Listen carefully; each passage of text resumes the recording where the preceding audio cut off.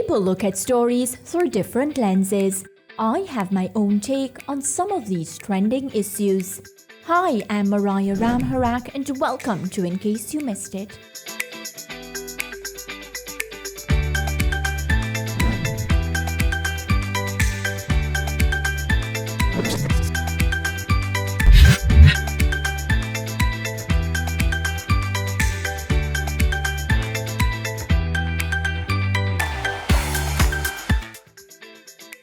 I'm Mariah Ramharack. Happy New Year and welcome to a brand new season of In Case You Missed It on SportsMax and Scene TV.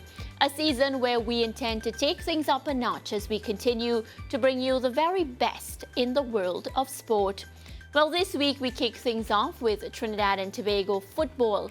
Joining me today is the communication specialist and consultant for the Trinidad and Tobago Football Association, Shaun Fuentes. Shaun has been serving Trinidad and Tobago football for 23 years. Let's welcome Shaun Fuentes to In Case You Missed It. Hello, Mariah, and Happy New Year to you and the team at SportsMax. Thanks for having me. And just before we proceed, allow me please to also, on behalf of the Trinidad and Tobago Football Association, continue to extend heartfelt condolences to the family of our former Prime Minister, Mr. Bas Pande, who you may recall under his tenure, Trinidad and Tobago would have won 4 Shell Caribbean Cups titles back in the 90s, including the last time we won a regional title in 2001, the same year that we would have hosted the FIFA Under-17 Men's World Cup under his leadership. Yes, of course, Shaun, may his soul rest in peace. A man who was like a giant, and of course, he left his legacy in various areas. He didn't only dominate in one area, but of course, his legacy will be felt in every area of Trinidad and Tobago and by extension, the entire Caribbean. So I have to ask you, though, how are you? How has the year started so far for you? I know it's back to football business. Of course, a pretty exciting and what I would see as a very interesting and critical year for football in Trinidad and Tobago and sport as well, because we have so many activities happening in the region this year, including the T20 World Cup, etc. But with regards to Trinidad and Tobago football, I can tell you that there is a lot in store for this calendar year. As a matter of fact, I want to highlight the fact that I think 2023 was probably the best end to a calendar year that Trinidad and Tobago has experienced in quite some time, maybe a decade or more. When you look back at where we've been able to qualify for playing for the Copa America, reaching the quarterfinals of the CONCACAF Nations League, and really one victory away from qualifying for the Copa America 2024. A lot happened in 2023 in our football, but I'm quite pleased to say that we ended the year on a pretty good note, and we're really looking forward to continue this momentum in 2024, looking ahead to what also is a World Cup qualification year for 2026 as well. Right, we really had a lot of highs. Of course, there were lows as well. But if we had to reflect and just pinpoint one moment, what would you say has been the biggest success of 2023? Was it the USA win, reaching Copa America, or do you have another moment? I would have to say yes, that win against the US in November was hugely significant. But I think there was a turning point in our football, especially with the men's senior team. We all know that's the flagship team.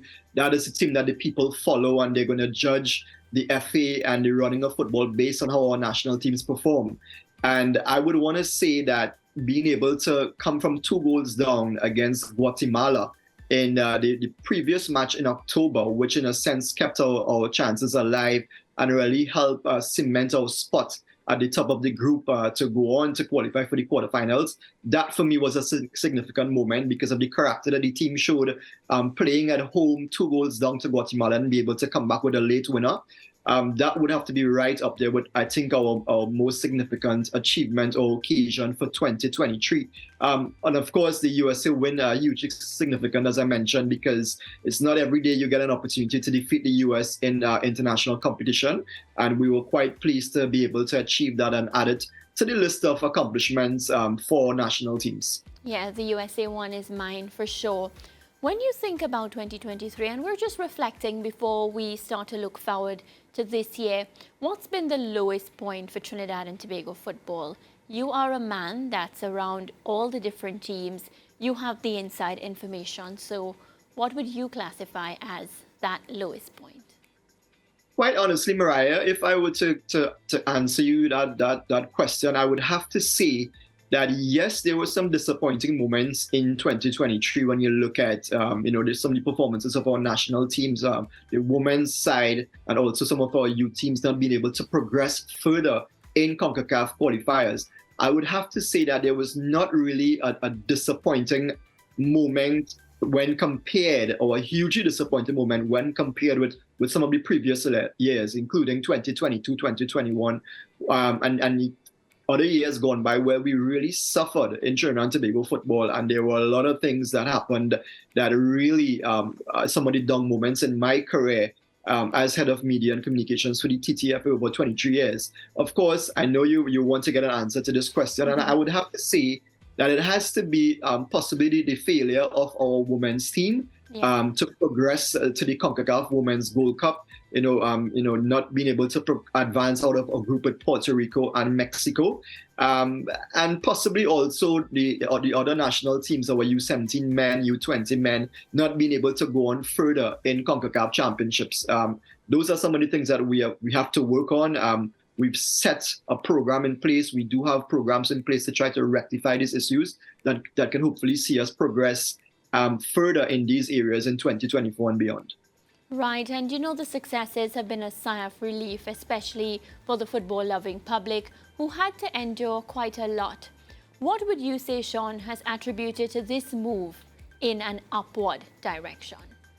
Well, it's interesting that you asked that, because I'm now sort of thinking back as to the disappointing parts of 2023, and a lot of people will also argue that I think the 2023 CONCACAF Gold Cup campaign for us was I would say was really disappointing also. Yeah. But because of the team being able to turn things around under Angus Eve in September, October onwards, I think it kind of, in a sense, erased the memories or the bitter memories of that Gold Cup campaign. Yeah. So that also would have to be up there with some of our disappointing moments or experiences.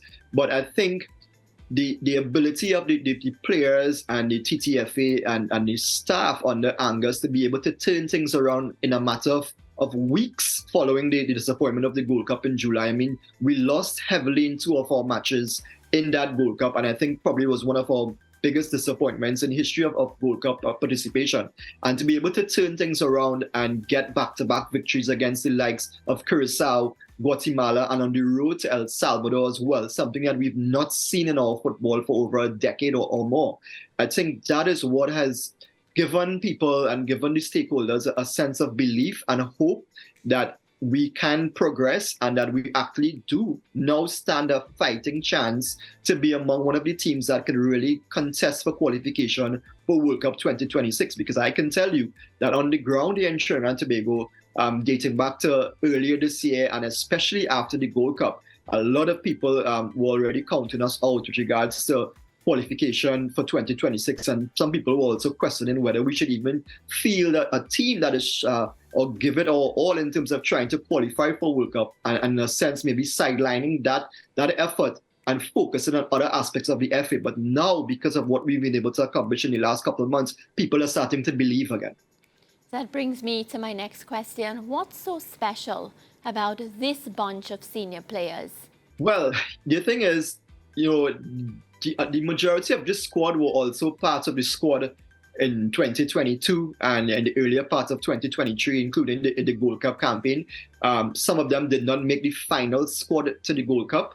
And this is where I think there was a little bit of a difference in terms of Angus as well. I think he deserves a lot of credit for what he has been able to bring to this national team in terms of being a motivator and kind of turning things around and getting into the heads of the players and also people around the team as well, to get them to believe that, yes, we are capable. We've been through a torrid time, but we are capable of competing with the best in CONCACAF. We just need to apply ourselves and execute. And of course, with proper planning and the way that he has led this team, I think that is what was very significant with this particular squad. And of course, he allowed the players to believe in themselves. We had some players coming out of the TT Premier League, which has played a significant role in these players being able to develop over the past couple of years since the league restarted last year. And he really demonstrated to them that, hey, at one point in time, I was also a player like you guys, playing in the local leagues, and I continued to ply my trade, becoming the most capped player in Trinidad and Tobago football. And I played at the highest level. I was able to play in a CONCACAF Gold Cup, several Gold Cups, and achieve what Trinidad and Tobago. And this allowed these players to realize that, hey, if Angus could do it, and if there are other people who are believing in us, then we need to go out there and demonstrate that. And that is what we saw in the Nations League campaign. And I'm keeping my fingers crossed and my hands clasped that we can continue this momentum into 2024. The thing about it, Mariah, in football, over one or two games, things can change like that, and the momentum can swing the other way. And then again, you find people start stopping that belief or starting to question, what direction we're heading in. And it's going to be very critical that we get everybody to stick together and to continue to believe that it's not every window we're going to get victories, not every match that we're going to perform like we would have done in the latter part of 2023. But we need to continue believing. And I think once we plan properly and execute and get the support of everyone involved, including the stakeholders, then the sky is the limit for football in Trinidad and Tobago. Yeah, you said belief, and such an important word, and you really need belief in order to push forward, especially during the times that Trinidad and Tobago football has, of course, suffered. What more, Shaun? You spoke about these stakeholders as well, and maybe you would want to expand a bit on that. What more can be done to ensure that the Soca Warriors, they keep that belief that they have right now, they keep up the momentum, and they achieve their fullest potential? I think one of the main aspects is to ensure that the FA continues to support the men's national team and the other national teams as well. But obviously, with the men's national team being the flagship, and I think they would be the team with the number one priority for 2024 because of the Copa America and also 2026 World Cup qualifiers starting in June for us. Once the FA can continue to support the program and to ensure that Angus and his staff get what they ask for in terms of preparations, training camps, and other resources that are necessary for a national team to really compete at this level. That is going to be very critical for us and very important. And I think the other aspect as well is that, I should say improved or good governance by the FA and the people that are charged with the responsibility of running football in Trinidad and Tobago.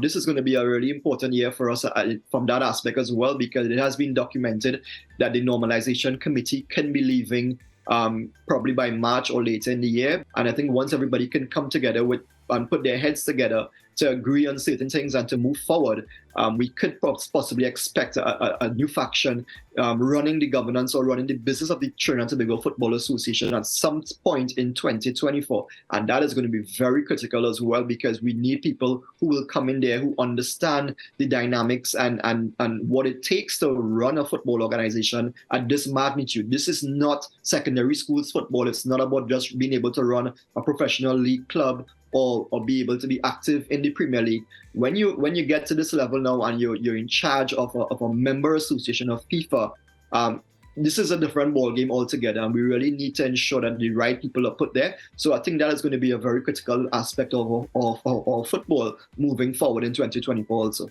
Right, and from what you said so far, you're all praises for Coach Angus Eve.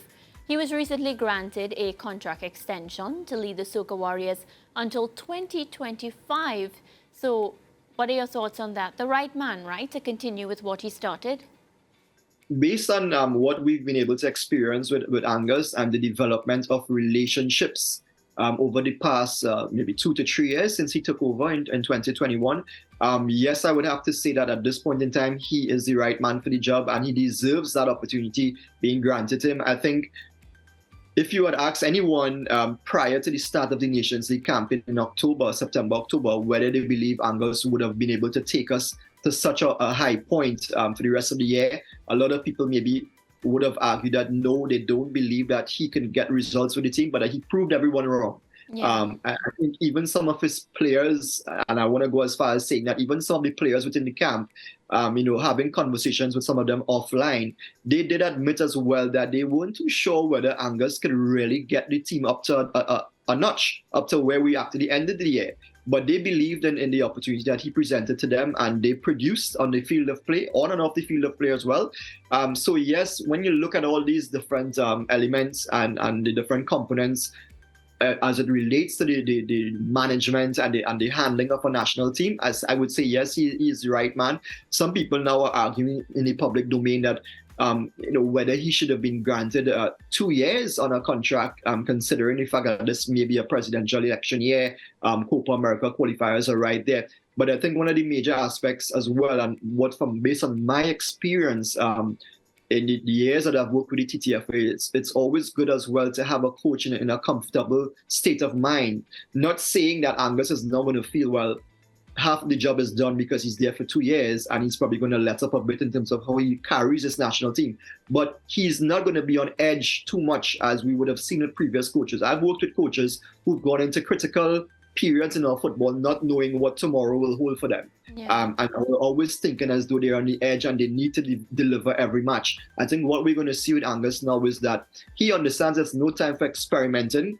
Maybe a year or two ago, we would have been able to say, hey, 2026 qualifiers are around the corner, or not around the corner, but a couple of years off, and we can experiment and see how we can get the best squad possible. He understands that qualifiers are going to start in June, but it allows him now to work a little more at ease and be able to, bring different things to the table and maybe change up the dynamics a bit about in terms of how he wants to have his team play and the people that he wants in his backroom staff as well. Yeah, really, really important, that peace of mind. Now, in a recent interview, though, Coach was cited saying Trinidad and Tobago's football program requires more technical and human resources. He went on to emphasize the need for a more comprehensive support structure. Agree? I tend to agree with that, and this is why I mentioned recently as well. I think in the last set of matches, Angus he understands that he maybe needed a little more support, a little more in terms of resources, and with regards to the way technology has played such a major part in the game today.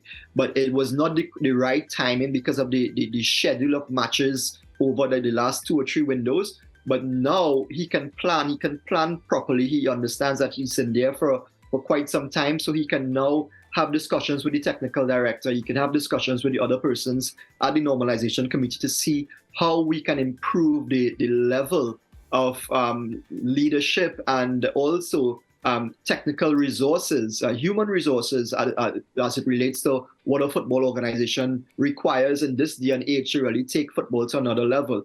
And this is the reason as well, I think he has already started planning his program for the next few weeks. As a matter of fact, we are in the process of speaking to a couple of member associations in the Caribbean to try to get a couple of training camps and matches involving them within January, February, prior to the game against Canada in March.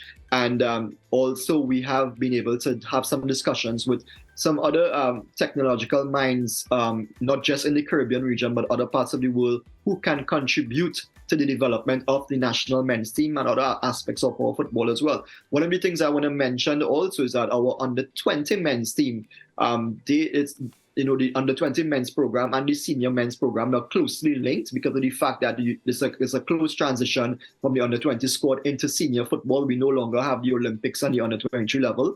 And Brian Haynes, a former national player who's been based in the US for quite some time, he is now charged with the responsibility of preparing our U20 men's for the qualifiers that will be played. One group is going to be played in Trinidad and Tobago in February, just after the carnival period.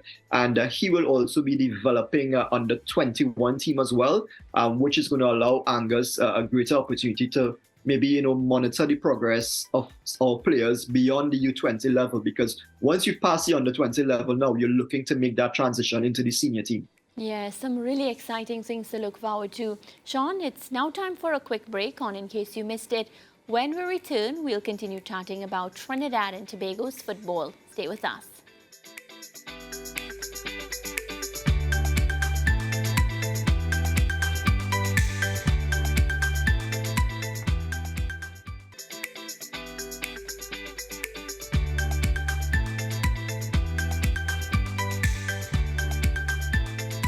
All right, thank you so much for staying with us on In Case You Missed It. So, Shaun, we're going to continue our discussion, and we're picking up where, we outlined that 2024 is a packed season of football. How's the men's senior team preparation for Copa America coming along? Are there any training camps lined up that we should know about? Well, right now we're active in season with the TT Premier League. We're outside the FIFA window as well. So What Angus has earmarked is potentially a training camp in the latter part of January and February as well. As I mentioned earlier, we are in discussions right now to have a couple warm-up games against a couple Caribbean nations who will also be preparing for Nations League in 2024. And we are just in the process of finalizing that. And what he hopes to get as well is maybe the opportunity to bring back a few of the players from the US who are currently inactive because of their off season. To train with this local group and to possibly get a couple games in. We are hoping also to have something in late February, mid-March, just before we head over to Texas for that qualifying match against Canada. And again, everything is right now is earmarked towards that particular game, but also bearing in mind that we have our World Cup qualifying campaign for 2026. The campaign itself starts in March, but we will not play in that opening phase. Our first set of games will be in June of 2024. Yeah, again, there's so much on the cards for the Trinidad and Tobago Soca Warriors. And we really hope that, of course, as you said, that belief that they showed last season, 2023, that they can just keep it up and, of course, continue along that path. And one such player that has really impressed Trinidad and Tobago striker, Rian Moore. He's now moved to the Canadian Premier League outfit, Pacific FC. And this, of course, some reports from TransferMarkt's Manuel Vet. What are your thoughts on him as a player and, of course, the overall move? Yeah, of course, we're quite happy and pleased for Rian that he's been given this opportunity. Of course, he did have a previous opportunity to play in Central America a couple of seasons ago, and that didn't work out too well for him. But he is a player that we've seen grown quite a lot over the past 2 calendar years or so. Obviously, being able to score in those 2 critical matches that I mentioned against Guatemala and also against the US. He has now demonstrated that he is a player that is capable of cementing a spot in the Trinidad and Tobago national team. He was not in the Gold Cup squad, incidentally, for 2023, but really showed up and proved his worth in the preparations following that, leading up to Nations League. And we are quite happy that some of these players are now getting the opportunity to go out there on the international market and be able to improve, develop themselves and to play in an international league. And again, kudos to the Premier League in Trinidad and Tobago as well for giving these young players a platform as to which they can exceed and expand their horizon in international football. Young Real Gil has also been granted an opportunity, and he will be moving to one of the leagues in the US as well, which you're going to be hearing quite a bit more in time to come. So we're quite pleased with these players. Denzel Smith, our outstanding goalkeeper Nations League as well, also has some opportunities that have been presented to him. So we're quite excited about that. Obviously, any opportunity that presents itself for players to play in a higher or more developed league outside of the region, we're very excited about that. We also have young Nathaniel James, who is now in the Jamaican Premier League as well and has started playing actively. So we're happy about that also. Yeah. Are you big on rankings? Because last day I saw an article, TNT's Soca Warriors back in the top 100 on the FIFA World Rankings list. How much of an achievement is this for a team that just recently we were talking about? First of all, we didn't even know who would be leading the TTFA. We were in the headlines for, of course, normalization committee, everything wrong. Now we're talking about FIFA rankings and top 100. Well, to answer your question, I'm not a huge fan of rankings, but I do understand the significance of it. It does, once you continue to improve and climb the rankings, as you mentioned, it is an indication of signs of improvement. Yeah. And the thing about it is that it plays a significant part in terms of our seeding for qualifying competitions, both for the Nations League, for Gold Cup, and for World Cup qualifiers. So it's very important that we continue to monitor our progress in the rankings and continue to do things that will contribute positively to where we are in the rankings, because as I mentioned, it does play a role in how we are seeded. It could possibly play a role in terms of who we play first in a World Cup qualifiers, where we end up in the next Nations League, etc. So it's still a very critical part of the running of football at that national team level. And there are also rankings on the women's side as well. So we continue to monitor both aspects. Yeah, very, very important. Now you mentioned the women's side, and for me, a female myself, very, very disappointed in what I've seen with regards to the women's football program in Trinidad and Tobago. It has been absent. Are we going to be seeing any football this year for the senior ladies? Sadly, there are no active competitions for our senior women in 2024 because of the fact that we did not progress in the Women's World Cup campaign. But there are about 3 international windows during this calendar year. And the FA, of course, will be seeking opportunities to have our women's team active and to at least get them that opportunity to play a couple international friendlies or so during this period.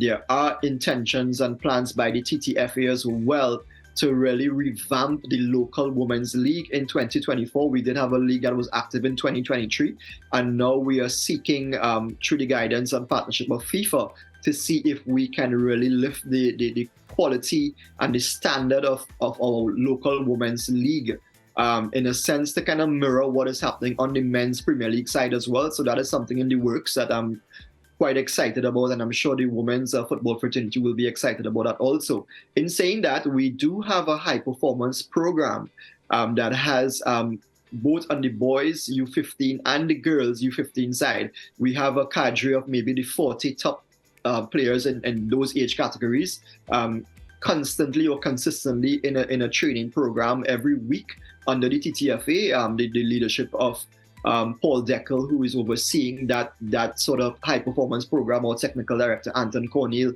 former national player Denzel Theobald and Johansi Marshall. They are also part of the setup, and this program has allowed us to develop players at the U14 level that are now graduating to play for our U15 boys, our U17 girls, etc. We recently had a Tri Nation Jewels of the Caribbean tournament that was played in Trinidad in December. Actually, it was right in the middle of that Christmas week period, where we had St. Vincent and the Grenadines and Grenada also playing against our U15, our U17 girls team, an A and B team. So we were able to put out 2 teams, and the Trinidad Tobago team won that. So that was good competition and good practice for our girls.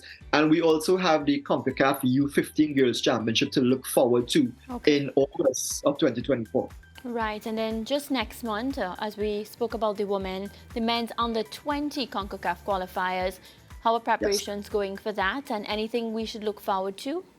Yeah, it's a very busy program for that group of players right now under Brian Haynes. Those matches will be played at the Hasty Crawford Stadium between February 23rd and 28th. Canada, St. Vincent and the Grenadines, and Dominica, the other teams competing. And only one team from that group is going to advance to the CONCACAF Final Championship in July. So we are hoping to really get our group of players properly prepared. They've been in preparation for about 3 months now. And we do have quite a bit of overseas-based players from the US and also the UK who've made themselves available to this current team, and they're currently engaged in a training camp with the national, with the rest of the local squad at the Atabolan Stadium. So it's something that we're looking forward to, and we do possibly have a couple matches in store for them, friendly matches later this month and early February prior to that tournament. Well, what's for sure, Shaun, you have a lot of work cut out for you. It's going to be a busy 2024. And of course, we here at SportsMax will be looking forward to cover each of the respective events. Thank you very much for this opportunity for us to share, a little more about what is to look forward to in Trinidad and Tobago football and regional football in 2024. And as you said, Mariah, it's quite a lot to look forward to, and we're really anticipating the months ahead in 2024. Yes, so we're going to take a break. I'm not letting you go just yet, because when we return, we have a rapid fire segment just for you to do.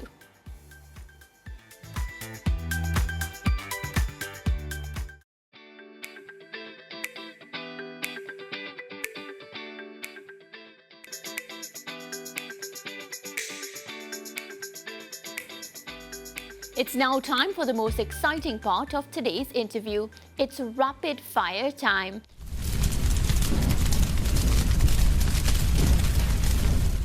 So I'll ask you a question, Shaun, and you say the first word or phrase that comes to mind. Ready? Right. Your favorite part of the job? Being able to be active with national team players and being able to serve my country. When you're not on Soca Warriors duty, what are you doing? Maybe on the beach. Oh, you like the beach. What's the best thing about Trinidad and Tobago? I hope you didn't answer that before. I think the warmth of the people, our weather, and just basically, a cadre or a collection of different cultures and people from all walks of life being able to live together in this Twin Island Republic. Yeah. Favorite TNT footballer, past or present? Russell Latapy. Ooh, like him too. Favorite footballer in the world? Right now, I would have to say it has to be Leo Messi for me, yeah. Wow, we're agreeing on a few of these answers. Now this one, Facebook or Instagram? I'm still a fan of Facebook. Okay. Last person you called? My sister. Premier Actually, League? Huh? actually my last conversation was with Angus Eve, but I didn't call. He called me. Okay, so your yeah. sister will have to be the answer. Premier League or La Liga? Premier League. Okay. Most memorable interview you conducted? Whoa. I mean, there's so many.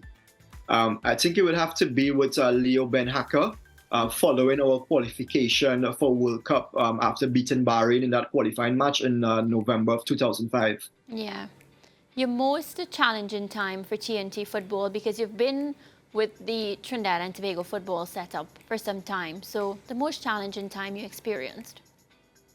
There are several, Mariah. It's difficult to pinpoint any, but I think that period, there are two for me that stands out. That period after the World Cup in 2006, when there was a little bit of turmoil in local football, there was a strike by the senior team players, with that blacklisting and stuff. And we went into a World Cup with a B team that underperformed. Yeah. And we did not continue that momentum into the qualifiers for 2010. And also, second, I would have to say, that period when the FA was banned by FIFA and entered the normalization committee, just that period prior to the start of the normalization committee, not knowing where the future of Trinidad and Tobago football stood. Yeah. And Shaun, before you go, let's head across to social media now to see what's been happening.